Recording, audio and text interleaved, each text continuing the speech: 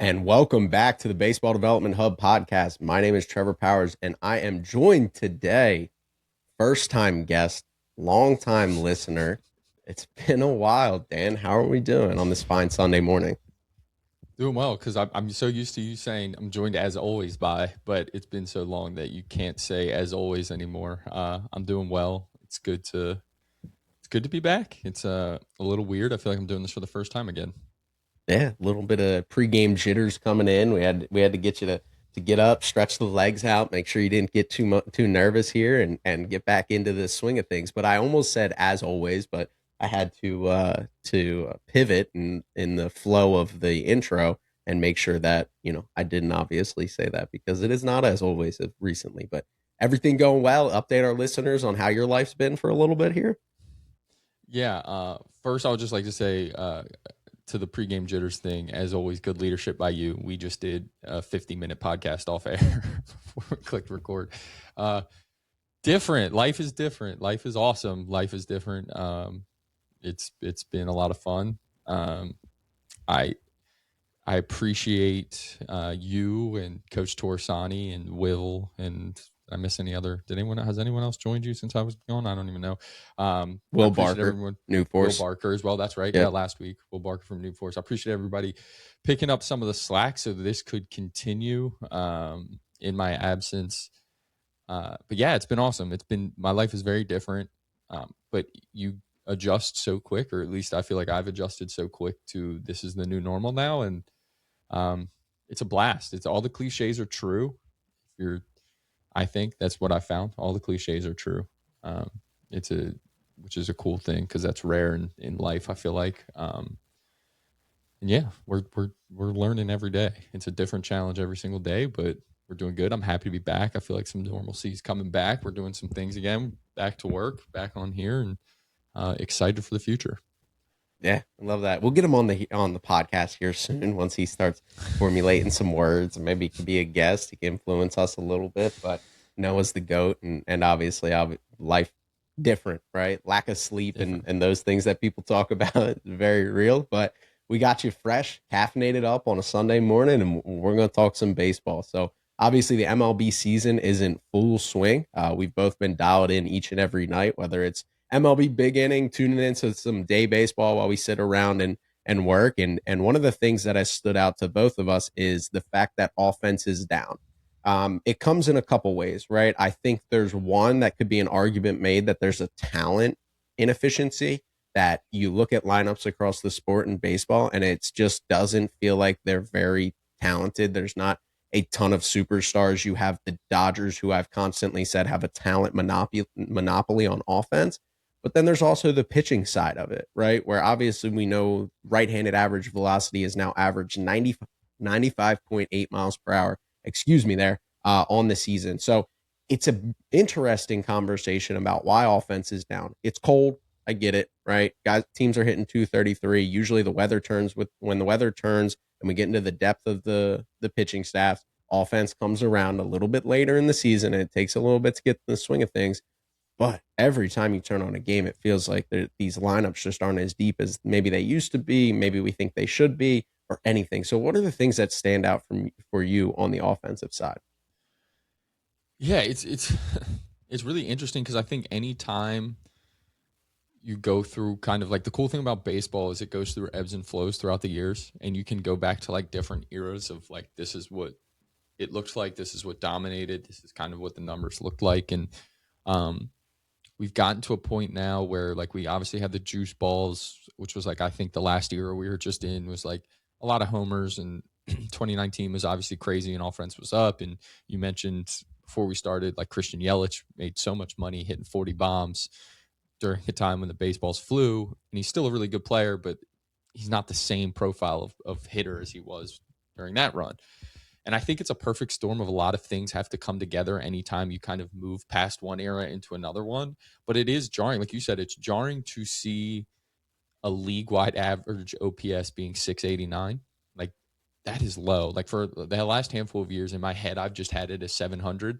Like if you're 700, that's average, you know, above, you're looking good, below, you're having a bad year. Now, like it just keeps kind of moving down in a different direction. It is only April 12th, so we haven't gotten to a lot of depth starting pitching for a lot of these teams, as we'll get to in the middle of the summer, and sometimes teams can take advantage of that. But I think sorry to answer your question in a long-winded way. I think it's a lot of different things. I think it's pitching is obviously like really good, and we've talked about this for years now. It's like the reason that there was an offensive philosophical switch is because it was harder to put the ball in play against the stuff they were seeing. And it's gotten to the point now where I am constantly blown away by the stuff a lot of these guys have on the mound. And I'm kind of surprised by it, because I feel like when, you look at some of the minor league look at minor league baseball, and when you looked at some of the guys and the profile of guys coming up on the mound, it was like, they're not that good. And then you watch them in a big league game, and every guy, it's just like there's something that stands out. And I think we've gotten so good at utilizing the strengths of these pitchers at the big league level that plays into it. I think that there is a talent inefficiency a little bit on the offensive side, and a lot of it resides in Los Angeles. But I do think that you look at some teams and you go through their lineup, and I'm like, I like the way they've put this together. This should work. They're hitting 220 as a team. This doesn't make sense to me. Like, what's going on? And so I think it's a combination of a lot of things, as it always is, which is such a bad podcast answer. But I think there's a couple different factors that are leading to kind of down offense. But it's a fascinating case of like, have we kind of gotten too far into making contact because the Blue Jays went to the World Series? Is that part of it? Because you look at some of these lineups and you see some of these names that are playing every day, and you're like, or is it that's what's available? I don't know. Yeah, I mentioned this to you all fair. I'm gonna sound very new school y, and probably as much as we've swung into the time we've spent with coaches and the people we've interviewed, you realize it is a balance. And I did a whole podcast about, the line of demarcation, right? The barrier of entry being these fine skills about making enough contact, throwing enough strikes, like stuff isn't everything and power isn't everything. And you're starting to see that with roster build, and how I mentioned in the podcast that it raises your floor of a roster, right? When you lose your superstar and you have to replace him with a high, floor player, it's a lot easier to know, like, hey, he might not make a huge impact on the game, but at least he brings some form of value, whether it's defensively, base running wise. He's going to make the plays when they're hit to him. He's not going to strike out. He's going to put pressure on other teams, but he's not going to hit 15 home runs in a stretch, right?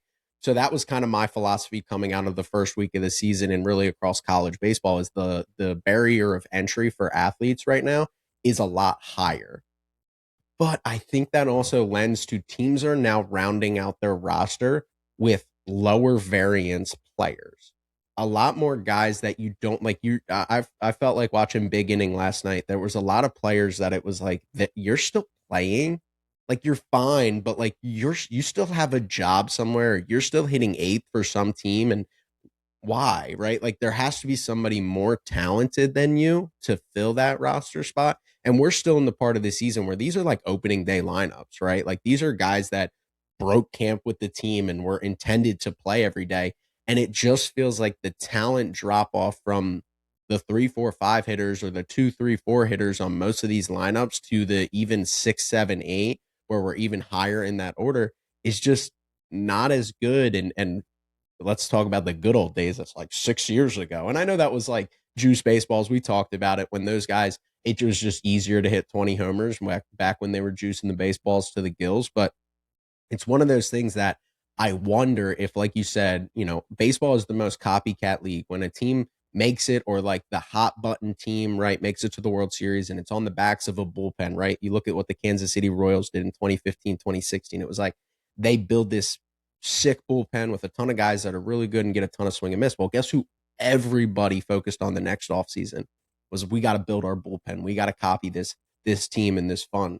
Is that what happened with the Blue Jays, of teams chasing that offensive identity?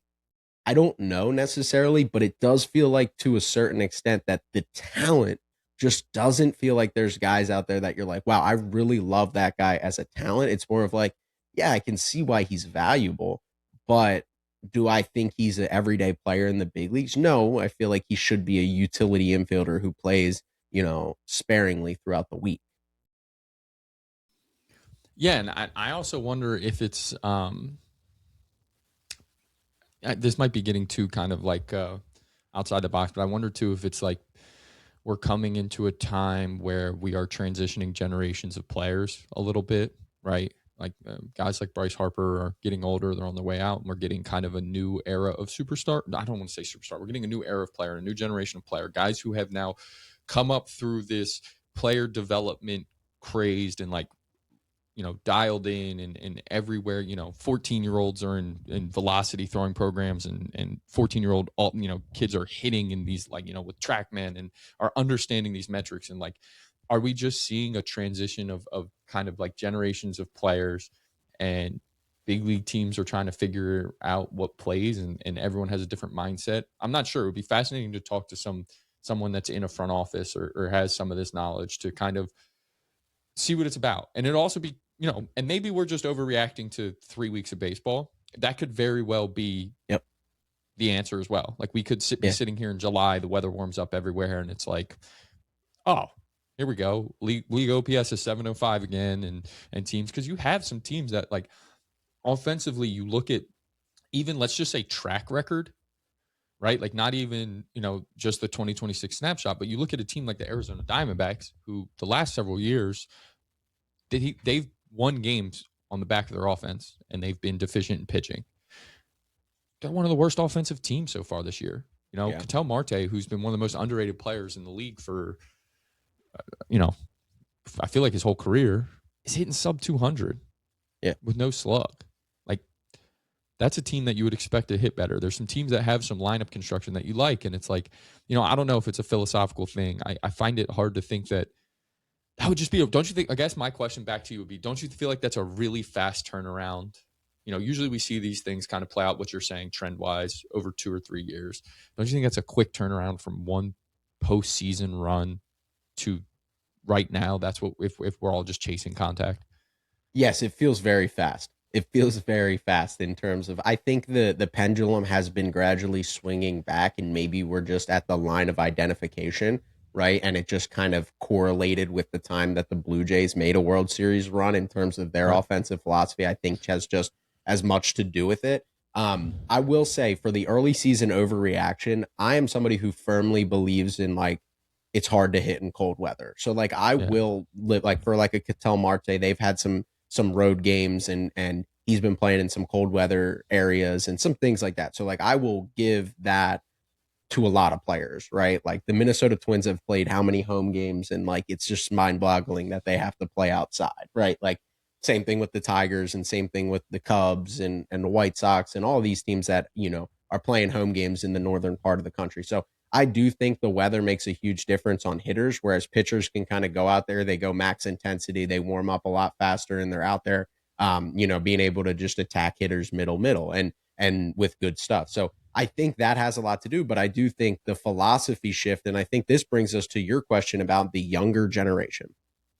And from a scouting and evaluation standpoint, I've been kind of on this soapbox that I think hitters are in the draft are right now the best combination of tools, and being able to identify the tools that translate with the power that you need to get to be a everyday major leaguer, right? Like, and that's the threshold of, like, people don't understand how good Major League Baseball is. Like a lot of these guys that we're complaining about as just being fine players and roster additions were really good AAA players, even, and potentially all stars in AAA and putting up really good seasons. That's how big the gap is between AAA to Major League Baseball. But I do think we are seeing a player development shift in terms of younger baseball, right? The Nick Kurtz of the world, the JJ Weatherholts of the world, the Kevin McGonigal's of the world, the Travis Bazanas, and I could go on and on, the Carson Benjes, Cam Smiths of the world, that do both really well, right? You aren't seeing as many guys succeed with a ton of swing and miss in their game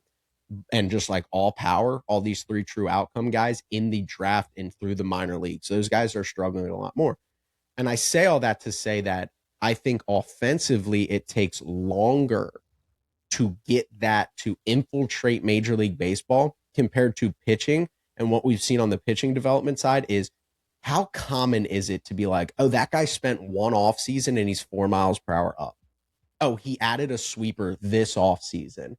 Oh, he's now cutting his four seamer when last year he was trying to throw a sink. Like all of these things that these pitchers are able to do, like that, right? Like literally, like you see mid-season trades and guys find their way into the Brewers pitching lab and they walk out and it's like, oh, here's another beast. Oh, like, Brandon Sproat pitched for them last night and he gave him a couple innings. It's like, oh, I can't wait for 2028 when we're sitting there talking about Brandon Sproat, first half Cy Young winner, right? Like, because that's just what the Brewers do is they maximize those guys. So I think that the transition from good to fixing these things on pitching side, it happens so much faster. Whereas on the hitting side, I don't think these guys can just go and wake up one day, let's just say like the Tyler O'Neills of the world, who are probably lean more on the talent side, but struggle with the consistency. I don't think you can just spend an offseason and be like, Tyler O'Neill, we're going to get your contact rate up. And I just don't think you do that as frequently on the hitting side. But I think you're seeing these young players, the Connor Griffins of the world, the Kevin McGonigal's of the world, the guys in the 2024 class that debuted early, they do both really, really well. Right. And even Nick Kurtz has a lot of swing and miss to his game, but his approach is a lead. He doesn't swing at pitches out of the strike zone. It's kind of Judge-esque where it's like not comparing the two, but it's Judge-esque in the fact that like swings at strikes and has the occasional swing through, but like bears down with two and can battle and is going to be a high average hitter. So I like, again, it's fascinating because I just think it's harder to fix those trends on the offensive side in terms of infiltrating the whole sport of baseball to have guys that do both really well. Whereas on the pitching side, it's just, again, you're watching, oh, I'm listening to Big Inning last night, and it's like, yeah, he came into this year and his fastball velocity is 4 miles per hour up, and you check, and it's like, oh, he's a 32-year-old who's now throwing 97 for the first time in his career. How? How? Pitching side, it's just a lot easier to do that. I think that's a great point. I think the developmental gap is, like you said, it's like just so much shorter for pitchers to, and so much quicker for pitchers to make adjustments and make improvements to stuff because offensively it takes, like you said, a lot of times it's also like an approach change, like, and for some guys there's like maybe one mechanical adjustment, and we've talked about it a little bit, like maybe with O'Neal Cruz, like just calming down some of the movement and things like that. I wonder too, like I think you just made me think of something. Like I wonder if the thing for the offensive side too is like there needs to now be like almost like a league wide approach shift, like you're saying, like what you see with some of these young guys, like because the stuff is where it's at on the mound. Like maybe it's not contact first for like the Blue Jays model or kind of what you're seeing like the Washington Nationals, where it's like they just have a bunch of pest control out there in their offensive lineup outside of James Wood, where it's like none of them scare you, but they're probably going to put the ball in play and they can run.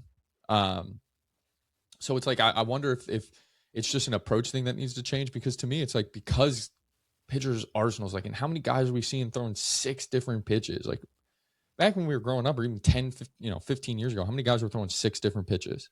That feels like almost every starter has 5 plus. We used to be like 4 plus, right, for starters. Now it feels like 5 plus for starting pitchers. So you can't cover all of that, especially when it's 94, 95, 96, 97. You're working into the upper 90s.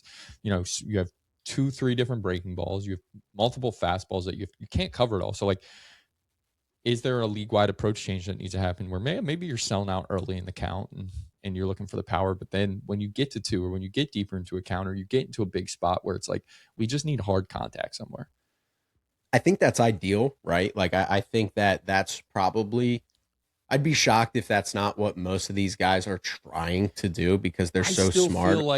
But I still feel like we see, and I think be the not most enough old man clubbing screaming at the down clouds. with 2 strikes. Yes, that's where it's the biggest difference.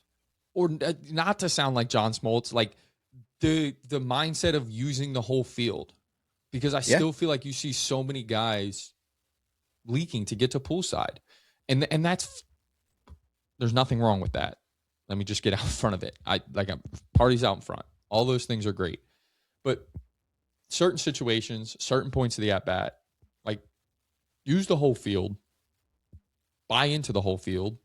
And, I look at some of these guys that are getting up there in age, and, I know it's really hard to just change. And like you said, in one off season, you can't change. But I do think there's credence to sometimes like the easiest thing I think you can do on the offensive side is an approach change and commit to doing something differently. And because mechanically, to change a stance, to change where your hands are at, to change a swing, to change all those things, to improve bat speed even, and then still have your timing where you need it to be to compete and be successful at the big league level is so tough. And that's why I think the point you made is fantastic. But like an approach change, a lot of it is like a mindset change. And if you can Yeah, and I fully think commit to yeah, that mindset, yeah. maybe you make the adjustment.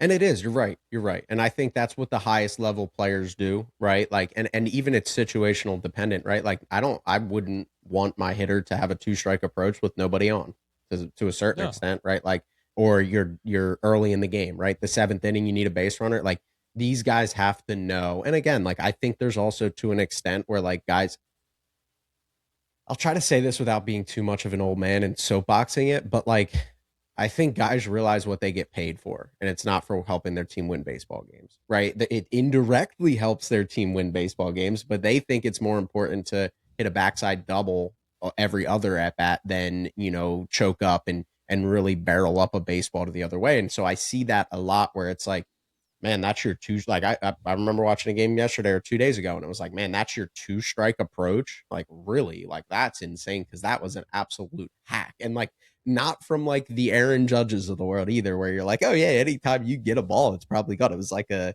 seven hitter on an okay team, and I'm like, oh, that was like a jump scare of like that's your approach with two strikes because that is not bearing down and trying to put pressure because I do agree like to a certain extent ground balls are outs in the big leagues, right? Like they have defensive positioning and they know everything about you to probably where you hit the ball when you ate a certain thing for breakfast. That's how much information these big leagues team have on the defensive side, which really, really hurts batting averages. It really does. There's nothing crazier than like the traditional, you go from watching college baseball on a certain day and it's like the ground ball up the middle that's been a hit for our whole life and even after we've outlawed the shift, it's a ground out the short, and it is every time. And that takes away 100 plus hits a year, right? At least Oh, across at Major League least. Baseball, more than that, probably. I was Yeah. probably being generous. Hundreds. So I do think that there is a little bit of selfishness. You see that across baseball and not to like pick guys out or anything like that, but I think there is to a certain extent guys want to get theirs over whatever. And then you see it in the postseason where guys really do bear down, but pitching is a lot times better. And I think it is that balance of when you are going for truly for a pennant or for a World Series run, like those guys do tend to, shift their approach. But I do think that it would help baseball across the whole. I will say Mark DeRosa points this out every day. He's been talking to a lot of the big league guys that come in there or any film breakdowns. We have seen a huge shift in simplifying our moves mechanically as hitters, right? And I do think Have that to. that's something it's probably been building, but we're at the point now where very rarely do you see these big hand swings, these big leg kicks, these huge moving parts, even to the certain extent of like Julio Rodriguez. We could get into the film one of these days, but like the fact that he leaks out of his back leg a little bit, and like we're talking about a little bit, where if you stuck this guy in AAA, he'd hit 350. That's how little he leaks out, but because he's in the bigs and because of how good the pitching is in the big leagues, that little bit makes him hit 120 over the first 3 weeks of the season, and he does it every year. He's a streaky hitter. He's not really very good until the second half typically. It's like that's why this sport is so challenging as a hitter is because I think mechanically a lot of teams are asking their guys to eliminate moves and not eliminate athleticism but not rely on your athleticism as much to rely more on how like when we talk when me and you were picking up golf it's like hey just get the club face to it and let the club do the work, don't try to overswing. I think a lot of hitters are starting to build their swings that way. And I don't think it matters to a certain extent for some of these guys because, again, you talked about pulling off just a little bit. Like in the big leagues, I can't emphasize it enough because you see so many young guys get away with it. In the big leagues, a front shoulder leak that's like literally that much without the athleticism of these guys that are at the top of the sport, you're you're a 220 hitter in the big leagues just because you're front shoulder. And for those listening on podcasts, you're just leaking out a little bit. I'm just showing a little bit with my hand there. The coming out of your back leg a little bit early and having a little bit of a drift and not being able to completely, brace your front side and rotate around it and not have your head move and all of those things just a little bit off. And that's the difference between being a productive guy over a season and not. And it's like, that's why we see so many swings of this guy was great last year. What happened? It's like, he didn't change anything. It's just like something's a little bit off in his mechanics. And it's like that, yeah, it's hard to hit in the big leagues. Like, it's the best way to explain it. Like, some of these guys, like, you just lose the ability to out athlete your opponent. Yeah, you can't. And with stuff like it, and I, it's got to be so hard. Like, and I, this is probably a terrible point to make on something like this, because we're talking about these guys who do it every day. But like, I also like sometimes want to come back and think like, how easy in my mind, like I'm just trying to put myself in a situation it would be to get beat down as an offensive player playing in the big leagues, where every at bat now, like there's no breather. There's never a guy out there where it's like, oh, like you're licking your chops, because it's like every guy every day for you're 162. down 9-1, and the team that you're playing has played 6 straight, and they roll some beast out there. Beast, right? I always used to say that to our guys when it was more college baseball, but like all conference seasons are built on relief pitchers, right? Yes. That's what I used to say, because you're like, you're going to go one for, like, if you get one knock off a starting pitcher, you should be happy, because you're going to get licks off of relief pitchers, because the way college rosters are built is they are going 10, to 10 put their guys, bad pitchers on in relief roles. In professional baseball, like, if you aren't like, MVP seasons aren't won off of ace pitchers. They're not won off of relief pitchers. It's how well can you bully Miles Michaelis. Like, that is what it is. It's like, that's your only reprieve, because even if your team goes up 8-0 and they're just throwing some, like, again, Brandon Sproat last night, the Brewers were down. Now, it was a tight game, so they wanted to keep it close. But Brandon Sproat was there through 52 pitches for the Brewers to eat innings, because they play a lot of baseball. Brandon Sproat is you're like, hey, we need this guy to clean up our mess. Like, that's 98 with sink and a split finger. Like, it's like, that's your reprieve in big league baseball right now. It's like, go out there and get knocks against that guy, because have fun. You're not going to. You're just not. Yeah, like even watching yesterday, the Tigers and Marlins, catching the back half of that game, it's like the Tigers were up 6-1. The Marlins have like Anthony Bender in the game. He's averaging 97 on his fastball. Yeah, with a with gross secondary stuff. So like you don't get a break. So I can't imagine like so it's the mental side of things, like I think is so important, and that's why to me it's like the approach change. And I agree with you that the ground balls are outs at the big league level, but I'm not even asking for a ground ball out. I'm just saying like it doesn't have to be a pull side homer. It can be an opposite field line drive double down the line. Yeah, we'll take it. You'll take it. You need those knocks. Like and that's why I do think like I think shortening the power, I don't know if it's necessarily bad for the game. They're also continuing to make the rules better for that. Right. Where like I think Major League Baseball is making a conscious effort with the rule changes to like you don't need to just survive on homers. And yes, I don't think teams that lead the league in homers will be the World Series winner every year, moving forward. Like it doesn't have to work that way, because we're getting the stolen base. Like they're even experimenting in some minor league leagues where like we're going to cut another pickoff off because we want more stolen bases. They're moving second base, because fun fact for anyone who doesn't know this, the second base is not actually 90 feet. I think it's like, what is it, 92? Anyway, we're going to move it so it's actually 90 feet. And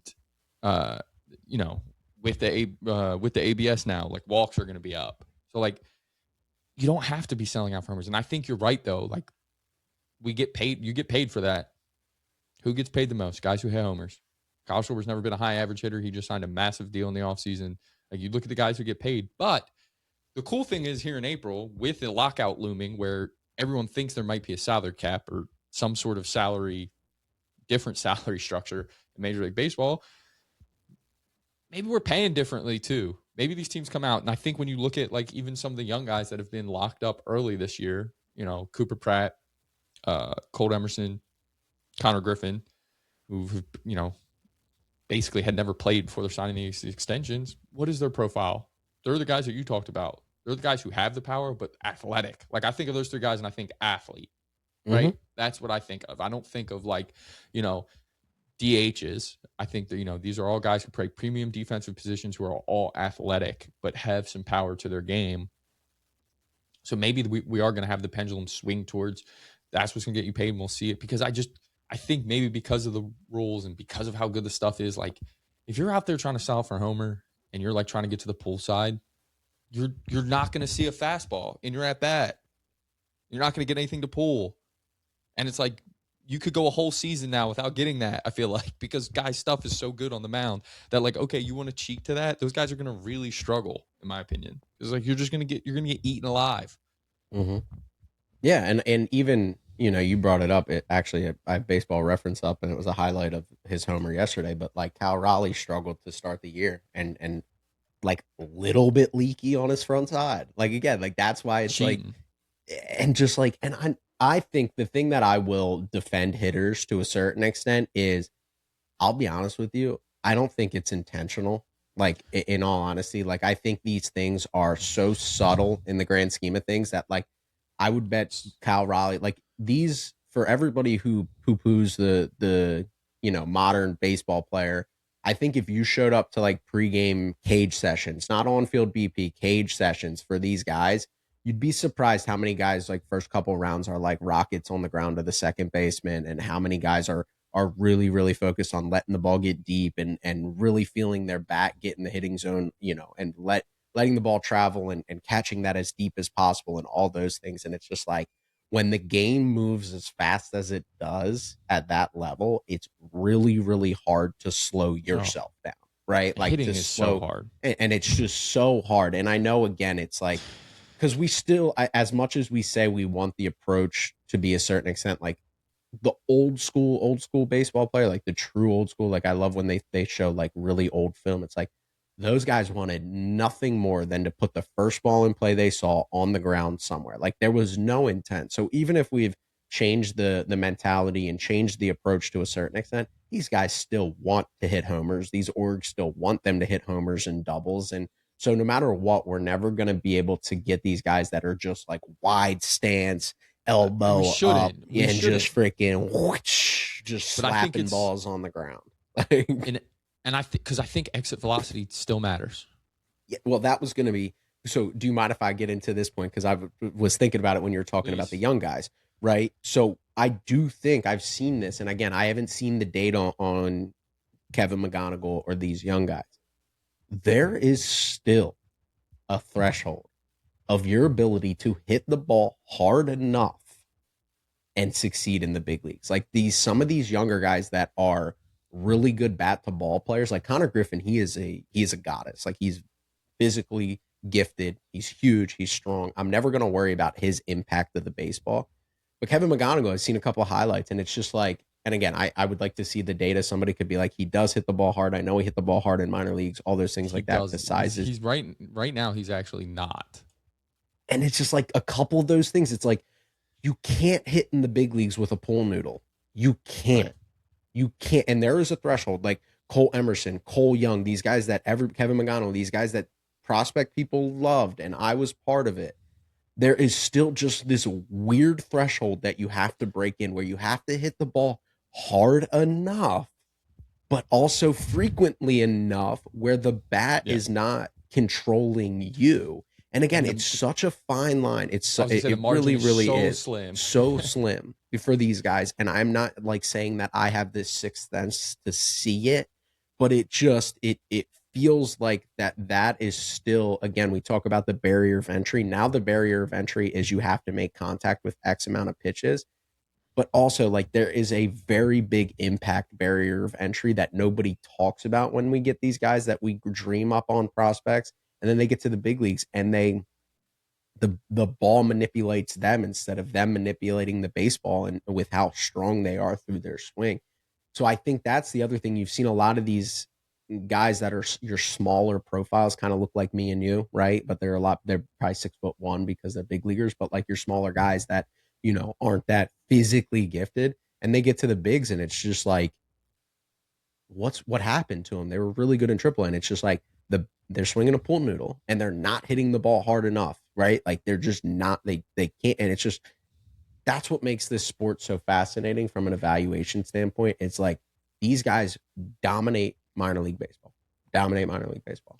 And then they get to professional baseball. It's like, holy crap, this game is completely like that is a different sport. I truly believe that. Like the sport that we see every night on TV is different than AAA. Like No completely question. different. And guys that hit 330, I know the PCL and things like that inflate stats, but guys that hit 330, like that, nothing is guaranteed for that skill set. Nothing, zero. Well, I think too, like I think I've said this so many times, and this is what has always driven me nuts about prospect rankings, prospect talk, people who just like become mesmerized by prospects is like they're prospects. Listen to the words you're saying, and like it's great. Like we want to project out, and everybody wants to dream and talk about how this guy's the next Mike Trout. This guy's the next name ex big leaguer that was multi-time all-star, and it's like then you watch them debut, and how often is it like, oh, he just looks like another guy, right? It's like because big league baseball is so good, and the guys that are Mm-hmm. up there playing every day, like you said, even the guys that are hitting 7, 8, 9 for some of these teams and don't have great numbers and aren't all stars and might not be household names, they're probably like borderline all stars at AAA or all stars at AAA hitting 300 plus, and like so the margin for Dominant, error is just so slim, right? dominant And it's like so AAA it's like players. always like that, and that's always what's bothered me about the prospect people. It's like great, but like you think he's going to be the next star, but like odds are he's not. Mm-hmm. I'm gonna stick with the majority because the majority of the time not an all-star.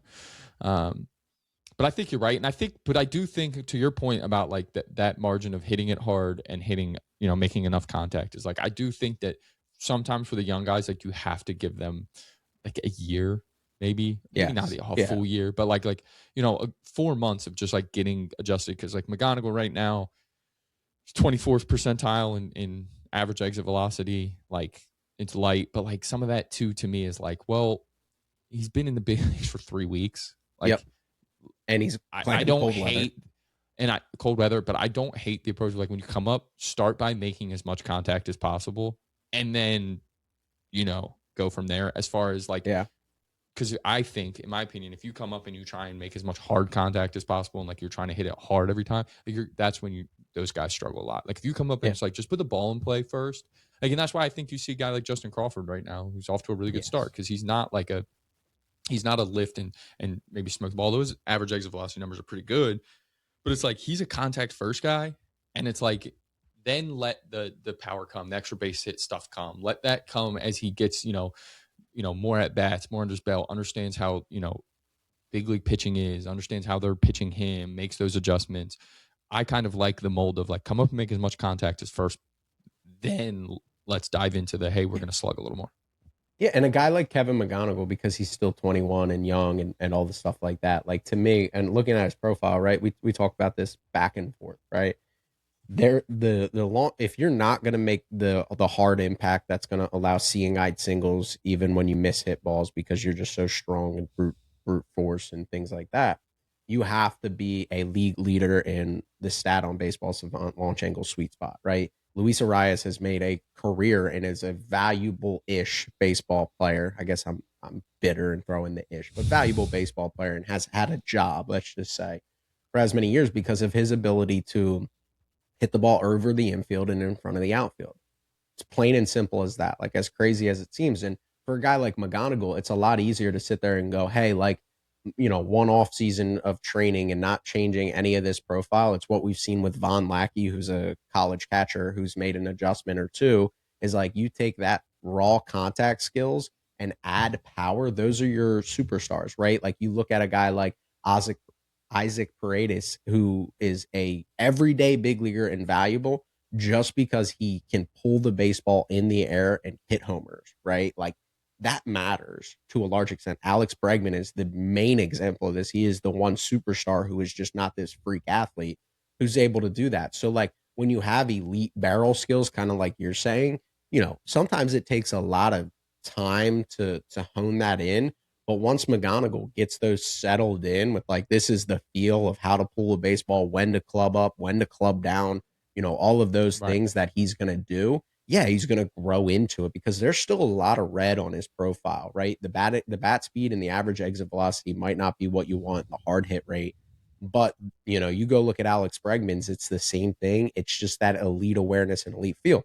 But the opposite end of that is Alex Bregman is 1-1 in his knowledge base of himself and what it takes for him to be successful. Too many guys want to be outside of what they should be. And Alex Bregman Yes. is just unapologetically him, and it's what makes him bought into what he does on a year-to-year basis. So, you can't guarantee that he's going to be an Alex Bregman, right? In that sense of like knowledge and awareness and things like that. So it is fascinating because there is that balance. But I wanted to swing over here because I pulled up last year's top prospects, right? Because again, we talk about this transition about I think these guys are talented enough, but it's this balance of the raw skill set, the raw tools for a guy like Dylan Cruz, who hasn't grown into an everyday big leaguer because I don't think he hits the ball hard enough, right? There's that factor. Roman Anthony has been good, but has struggled a little bit with consistency. There's maybe some defensive concerns. He's playing a lot of DH for a guy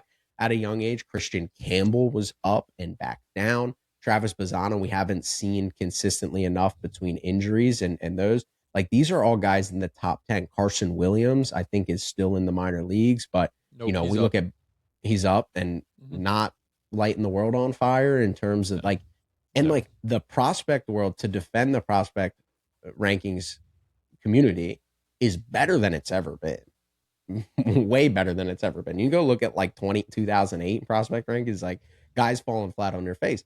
But what you see is that just the gap of talent of what it takes to be successful, even in a scout's eye at the AA, AAA level, and the combination of physical gifts and bat to ball skills and barrel awareness and approach and swinging at the right pitches and playing good defense. Because every guy we went through, right? Like it's like, you know, Roman Anthony's struggling to play a little bit defense, right? Like, Dylan Cruz is struggling to make overall high impact on the baseball. Then you get down to these Oriole guys like Kobe Mayo and Samuel Basello, who are a little bit more of your bigger guys. Maybe they're tapping into a little bit more power and struggling to make a little bit of consistent contact, right? Like all of these factors that come into play, and I don't have all of their stat lines in front of me. So again, if you want to correct me if I'm wrong, that's fine.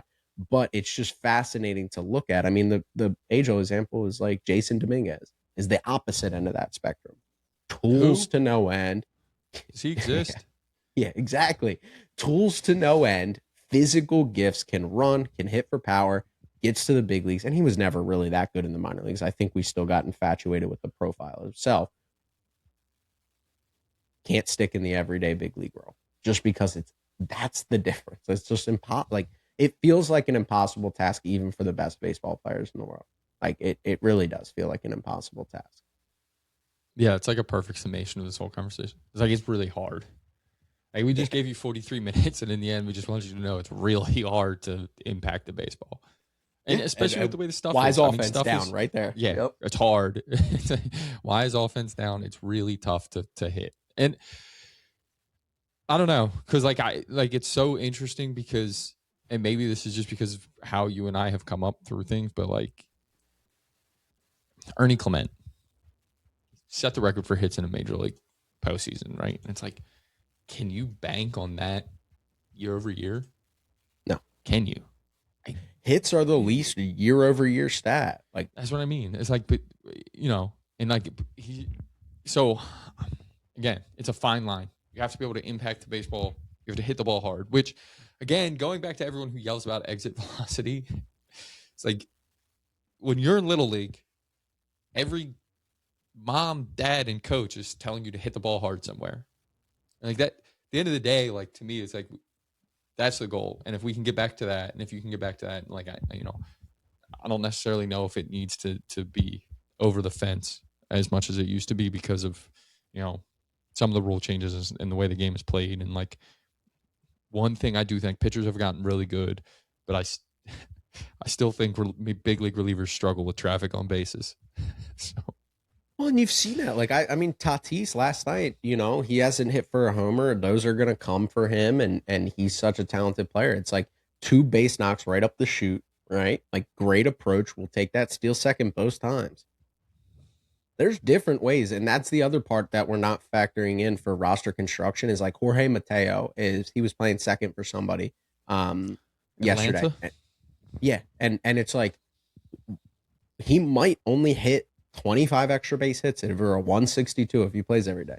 But if you throw 50 bags in there with 25 extra base hits and he shows a decent approach, that is now valuable to a lot of these big league Orioles, right? It's super valuable to these big league Orioles, right? Like to be able to get yourself into scoring position anyway, right? Instead of relying on the backside double and making contact with these pitches, you can if you can wear a pitch and steal second base, that's just as valuable depending on how quickly you can get to second base. And it's obviously a lot harder to get there than a double because you can get thrown out, you could waste an out, and that was the whole shift away from stolen bases for a while. But you're starting to see that like there are multiple ways to impact the game right now, and that's where I don't think you know there's a good way right now to exactly value that, right? Like of like, yeah, well, Fernando Tatis isn't hitting great, which he will. And Tatis is a bad example because he is a superstar, um, but he did go 2 for 4 or 3 for 4 yesterday with two bags. And it's like, yeah, his slugging percentage might still be,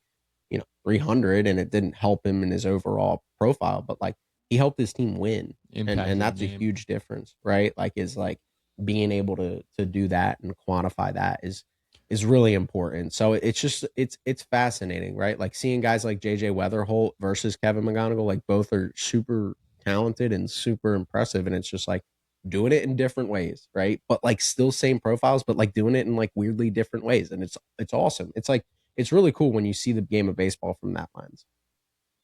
Yeah, it makes it way more interesting. Like it's a lot of fun to watch that way. And I remember I go back to a conversation we had 3 years ago. We had our good friend Matt Trade on here talking about building an offense, and I just remember him talking about building dynamic offense. And like you know what I mean? Like 1 through 9, everyone should have a skill set, and you don't want it to look the same. And I think that that's a very college thing, and it has been for a long time. But I think maybe I there think could be a Major League shift Orgs at the are big doing league. that. I think that's what I I mean. I think think so. we're I shifting think even so. more so to that. Whereas like we went through a stretch where like it's like let's hit 300 homers this year, which is great. But you can't. Mm-hmm. I don't think with the way pitching is, and like you said, like you're down 9-1 and or up 9-1, and teams are still trotting out a guy who's like, who is this mutant? Yeah. Like I said, the barrier for entry for the everyday big leaguer is more on the risk averse than it Yeah, is on the risk taking right now. It just yeah, feels that way, right? Like yes, these guys, yes, you yes. have to provide some safety net of value.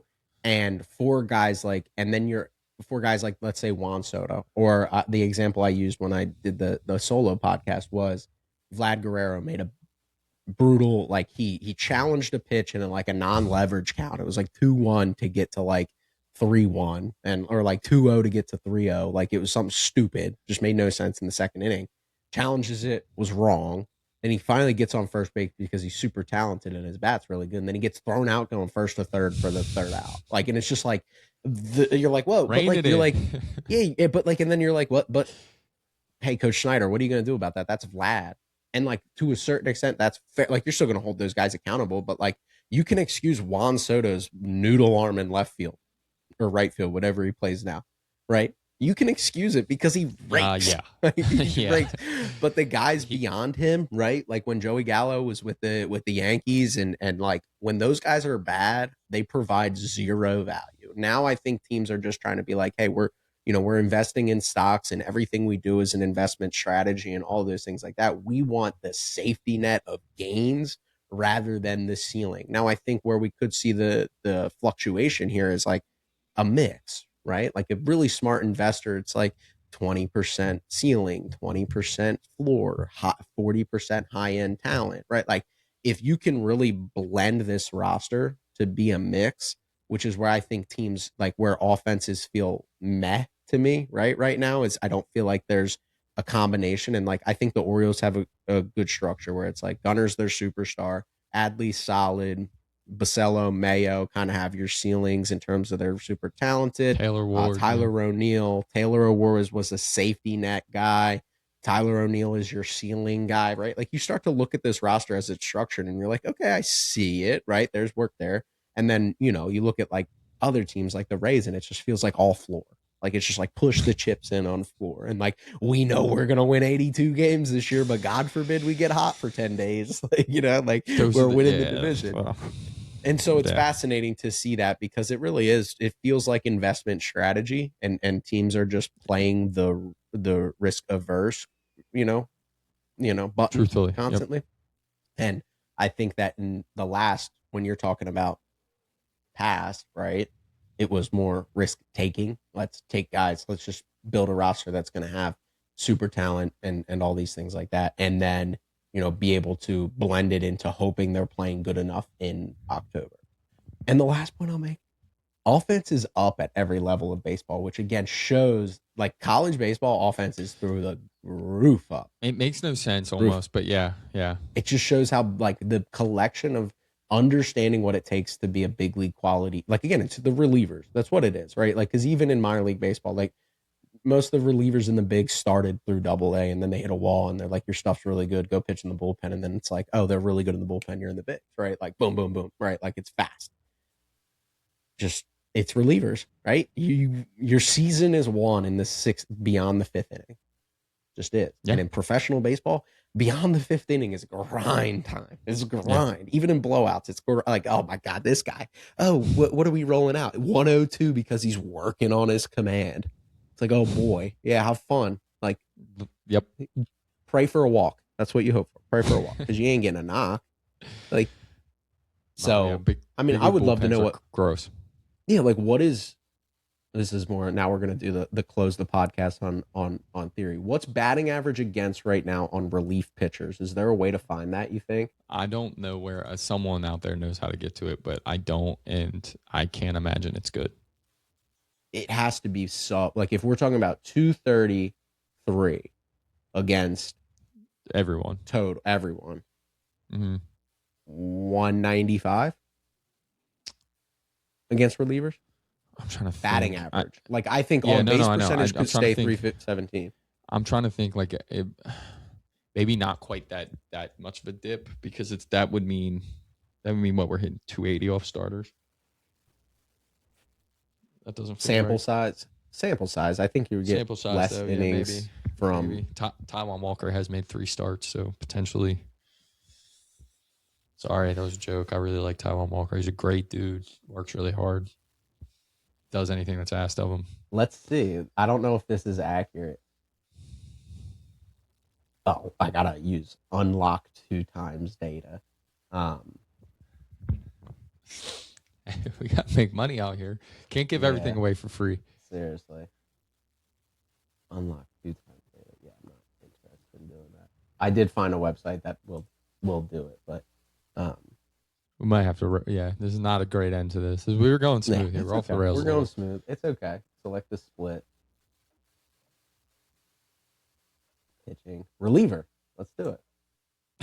Oh, that's ERA. Flip it. Yeah. Why don't we flip it? Hitting.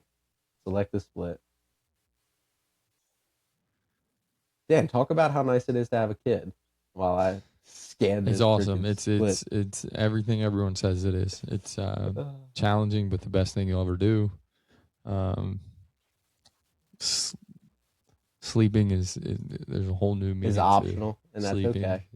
Yeah, you learn how to operate it like 70% of what you used to operate at. It's incredible. It's a lot of fun. It's a lot of fun. I hear him wailing right now. So yeah, I was gonna say we might have to clean do. up. It's not giving me but let's just put it this way: a lot of teams in the hundreds. The Phillies are hitting a buck 92 after the seventh inning. So if that means anything, I mean, a lot of teams in the hundreds, like after the seventh inning. So that's the closest we could get without sitting here all day. But Dan, awesome to have you back. Super excited to continue to analyze, Major League Baseball and get into the weeds on that stuff. And I know we're both passionate about it. We spend a lot of time, each and every night texting back and forth with it. So super excited to have you back. And that was a lot of fun getting back on here. Yeah, good to be back. Well, for our Good to listeners, if you're still listening and you're tuned in to even me checking MLB.com as we try to figure out what batting average against relievers is in Major League Baseball, make sure you smash that subscribe button. It helps us do everything that we continue to do, especially with some travels and some trips planned this off season, which we'll continue to get back to, some film breakdowns that we're really diving into and really just trying to expand what we do. But that'll do for this episode of the Baseball Development Hub podcast.